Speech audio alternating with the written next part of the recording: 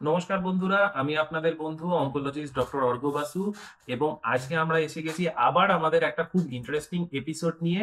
যে জিনিসটা কিন্তু আপনাদের মধ্যে অনেকেই নিজের জীবনে কোনো না কোনো সময় ফিল করেছেন। আজকে আমাদের আলোচনার বিষয় হলো ব্রেস্ট ক্যান্সারের 5টি লক্ষণ। ব্রেস্ট ক্যান্সার বা ব্রেস্ট লাম্প খুব কমন রোগ, এবং ব্রেস্ট লাম্প মানেই ক্যান্সার হবে এরকম নয়, কিন্তু কোন ব্রেস্ট লাম্পটা ক্যান্সার, কোন ব্রেস্ট লাম্পটা ক্যান্সার নয়, এবং কোন লক্ষণ থেকে বুঝবেন যে আপনার ব্রেস্ট ক্যান্সার হয়েছে কি হয়নি, সেরকম 5টা লক্ষণ নিয়ে আজকে আমরা ডিসকাস করব। সঙ্গে থাকুন, শুনতে থাকুন, আশা করি আপনাদের ভালো লাগবে এবং নতুন কিছু জিনিস জানতে পারবেন। ব্রেস্ট ক্যান্সারের প্রথম লক্ষণ স্বাভাবিকভাবেই ব্রেস্ট লাম্প অর্থাৎ ব্রেস্টে কোনো একটা ফোলা বা কোনো একটা স্ফীতি, কোনো একটা গুলটি বা গোলা বা কোনো একটা পিণ্ড দেখতে পাওয়া, এটাই সাধারণভাবে ব্রেস্ট ক্যান্সারের প্রথম লক্ষণ। এবার ব্রেস্ট ক্যান্সারে আপনি যখনই ব্রেস্টে একটা ফোলা দেখতে পেলেন, তার মানে এই নয় যে আপনার ব্রেস্ট ক্যান্সার হয়েছে।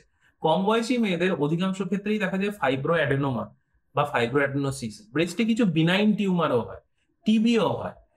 ব্রেস্টে ফোলা দেখতে পাচ্ছেন মানে আপনার ব্রেস্ট ক্যান্সার হয়েছে তা কিন্তু নয়। সেটা আপনাকে বুঝতে গেলে হয় ওই ফোলাটা থেকে একটা ট্রুকাট বায়োপসি করতে হবে, বা যে কোনো রকম এফএনএসি বা কোনো প্যাথোলজিক্যাল ডায়াগনোসিস করে বুঝতে হবে যে এটা ক্যান্সার কিনা। যেই আপনি একটা ট্রুকাট বায়োপসি করবেন, আপনি বুঝে যাবেন যে এটা টিবি নাকি ফাইব্রোঅ্যাডেনোমা নাকি ক্যান্সার। যদি ক্যান্সার হয় সেই রকম ভাবে এগোবে। ব্রেস্ট ক্যান্সারের দ্বিতীয় লক্ষণ, দেখবেন সারা ব্রেস্ট জুড়ে একটা লাল ভাব হয়ে গেছে, এবং ব্রেস্টের চামড়াগুলো কমলা লেবুর খোসা যেরকম হয় সেরকম ফেটে ফেটে ফেটে ফেটে গেছে, এবং তাতে ফুটো ফুটো দেখা যাচ্ছে। এটাকে বলা হয় classically peau d' orange appearance.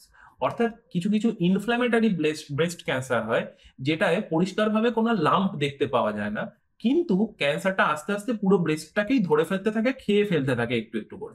এবং যে জায়গাতে ক্যান্সারটা রয়েছে তার উপরের অংশটা এইরকম লাল মোটা হয়ে যায়, ফুটো ফুটো হয়ে যায়, এবং চামড়াটা, ব্রেস্টের যে স্কিনটা সেটা লেদারি অ্যাপিয়ারেন্স হয়ে যায়। এটা হওয়া মানে কিন্তু মানে এটা ভালো লক্ষণ নয়, এটা ব্রেস্ট ক্যান্সার তো বটেই, প্লাস অ্যাডভান্সড স্টেজের ব্রেস্ট ক্যান্সার নির্দেশ করে। ব্রেস্ট ক্যান্সারের তৃতীয় লক্ষণ হচ্ছে ব্রেস্ট থেকে, নিপল থেকে লাল বা কালো রঙের ডিসচার্জ বের হওয়া। অনেকেরই ব্রেস্ট থেকে মাঝে মধ্যেই লাল বা কালো রঙের রস বেরোতে থাকে। এটা যারা ইয়াং পেশেন্ট হয়, কম বয়সী পেশেন্ট হয়, তাদের ব্রেস্টে প্যাপিলোমা বা ছোটখাটো কোনো নর্মাল টিউমার যদি ব্রেস্টের ডাকটিউলার সিস্টেমের মধ্যে থাকে তাহলে হতে পারে, কিন্তু অধিকাংশ ক্ষেত্রেই দেখা যায় যদি কন্টিনিউয়াসলি আপনার ব্রেস্ট থেকে আহ, লাল রঙের বা কালো রঙের কোনো ডিসচার্জ হচ্ছে, তাহলে সেটা কিন্তু ব্রেস্ট ক্যান্সারের আর্লি সিমটম হতে পারে। সুতরাং সাবধানে থাকবেন, এরকম কোনো কিছু হলে সঙ্গে সঙ্গে একটা ম্যামোগ্রাফি বা আল্ট্রাসোনোগ্রাফি অতি অবশ্যই করিয়ে নেবেন, এবং একজন অনকোলজিস্ট ডাক্তারবাবুর সঙ্গে যোগাযোগ করবেন। ব্রেস্ট ক্যান্সারের চতুর্থ লক্ষণ, ব্রেস্টে নয়, বগলে কোনো ফোলা বা গ্ল্যান্ড বা স্ফীতি দেখতে পাওয়া। ব্রেস্ট জিনিসটা আমাদের শুধুমাত্র চেস্টের মধ্যেই কিন্তু সীমাবদ্ধ নয়, ব্রেস্টের যেটা টেল বা লেজের দিকের অংশ সেটা কিন্তু অ্যাকচুয়ালি বগল বা আর্মপিট পর্যন্ত বিস্তৃত থাকে।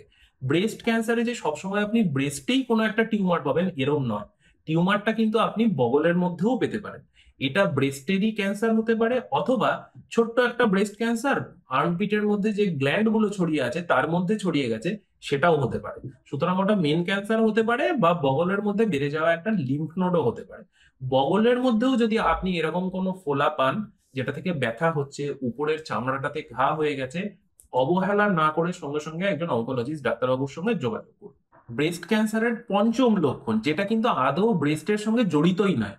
অনেক সময়ই দেখা যায় ব্রেস্টে অরিজিনাল ক্যান্সারটা খুব ছোট্ট, কিন্তু সেটা খুব তাড়াতাড়ি ব্রেনে ছড়িয়ে গেছে, হাড়ের মধ্যে ছড়িয়ে গেছে, বা পেটের মধ্যে লিভারের মধ্যেও ছড়িয়ে গেছে।